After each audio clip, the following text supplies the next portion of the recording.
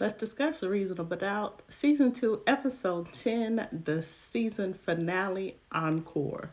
Jax is confronting Chanel in jail. She said that she knows who took out JT, and we flash back to what really happened. While he is almost strangling her to death on the floor, the daughter hits him on the back of the head. Now, did y'all know the daughter was that old, that the daughter was in college? I feel like I'd be missing some stuff. But anyway, okay, so I predicted, the daughter is the one who took out JT, and the reason why it took so long for her to call the police after it happened, she forces the daughter to go upstairs, change her clothes, go back to her dorm room, but she can't figure out how to clean up the scene. She tries to wash the clothes, change her mind, then decides to put on the bloody clothes. She flips the body over. Why did she even touch the body? That didn't even make sense to me. But then she picks up the weapon to make sure that her fingerprints are on there. Then she calls Jack. So this accounts for the 2.5 hours that it took her to actually call 911. Jackson Corey takes all this information over to the DA with timestamp pictures showing, where the daughter was, how the clothes matched she had on to what Chanel has on. And of course, she does not believe them. They're getting ready to give closing arguments, and she thinks this is just a last-ditch effort to help Chanel. DA gives her closing statement. Corey gives up and gives his, and he gives a quote from Zora Neale Hurston: "If you are silent about your pain, they will kill you and say you enjoyed it." While taking a smoke break, Jax is out there smoking again. Corey comes out and pulls out a pack of Black and Miles. And when I say I fell in love with him just a little bit more in this moment, I used to love me some Black and Miles, and he said, "Hey, I'm just a dude from Chicago." While they're talking, Jax gets a phone call, and he's worried, is everything okay? And she finally drops the bomb. I gotta head to the hospital. My husband is having his baby. The jury deliberates for 4 days, and during this time, we see a montage of everybody waiting. We see Lewis and Tony at the NICU with little baby Jayden, who came early at 29 weeks. And then we get the call that the verdict is in. So we're finally getting the jury's verdict really early in the episode. I was surprised about that too.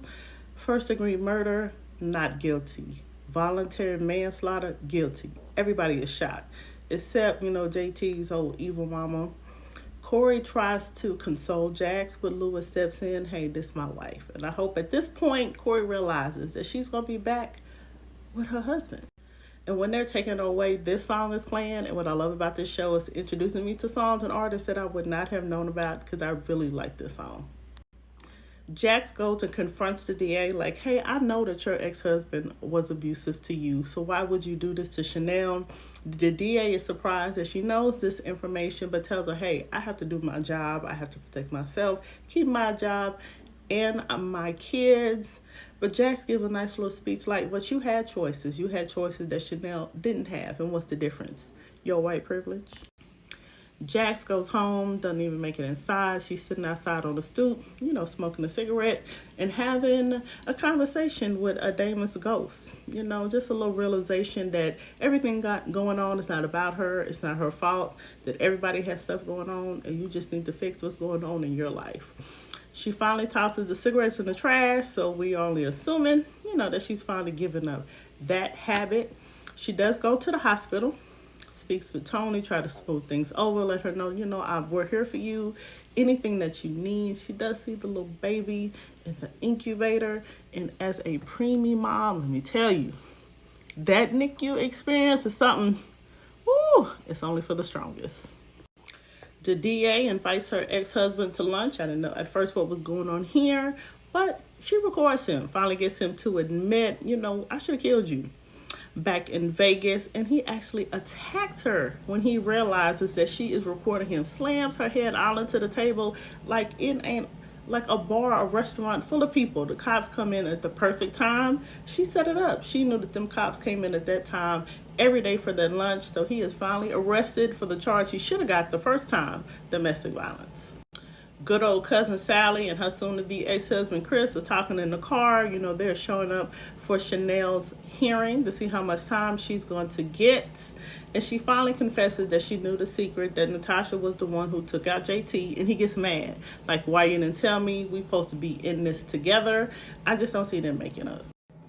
We're at Chanel's sentencing hearing, and the actual DA gets up and, gives his spiel about Chanel should serve the full time in jail after she's been found guilty. Jax gets up and speaks on Chanel's behalf, but not as her lawyer, as her friend. The judge then asked Corey, how much time has she already served, and then asked, our DA, what's her opinion on the matter, and she said she's going to leave it up to the court's discretion. And shout out to this judge. Sometimes the system works out, because first of all, I was not expecting Chanel to be found guilty on anything. So when she was, I was really surprised, and not expecting her to spend any time in jail, but she will not. She gets 5 years of formal felony probation, so she orders her to psychological counseling and community service for 52 weeks. So our girl Chanel, she follows all these rules and regulations. She will not spend any time in jail. The young boy Adrian pulls up and offers her ring, happy that she turned it down. And then here comes my favorite song of the episode, Can't Let Go by Anthony Hamilton. We get a scene with the DA and her son, and we finally get the story of what happened with her ex-husband, that they were fighting. He left, got drunk, and was headed back to the house to actually take her life. And that's when he got pulled over and arrested for DUI and possession of a firearm, which is why he never had any domestic violence charges. Of course, when she finally tells the son, he understands. And he's like, no, I don't want that man in my life, which is why you need to tell your kids the truth and let them figure it out on their own. After everything's all wrapped up, celebrating with Chanel, Jax gets in the car and she has a voicemail from Lewis, and she plays it. And it's Lewis telling her that they lost a baby. And that's why I'm back on why I don't like him. Because what type of voicemail is that? Even if you knew she was in court, that's something I need to hear.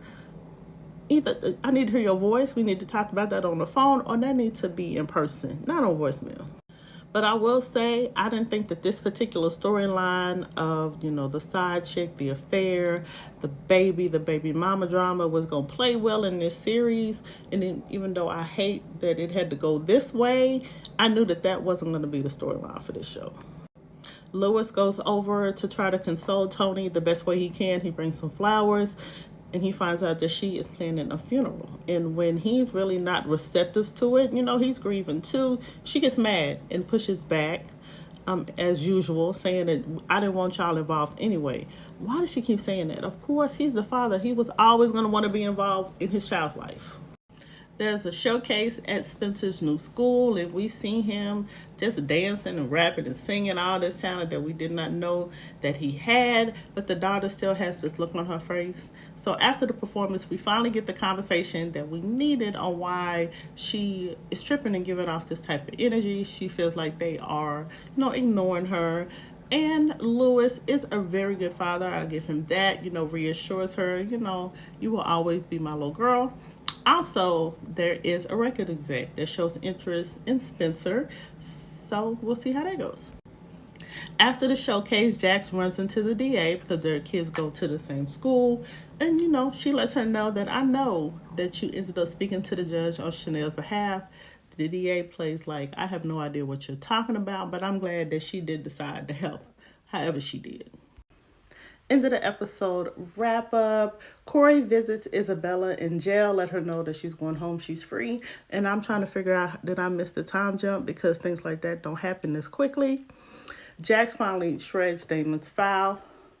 Crystal passes the LSAT, so we're assuming she's off to law school. We see Corey packing up his box and leaving the firm. I'm sad. I was really hoping that he would stay as a main character. Natasha's mom, forgot her name, but Candy, visits her at Chanel's home. They hug it out, assuming that their relationship is going to get back on good terms. Good old cousin Sally and Chris are in couples therapy. When asked the question, she says reconcile. He says a couple, like I said before.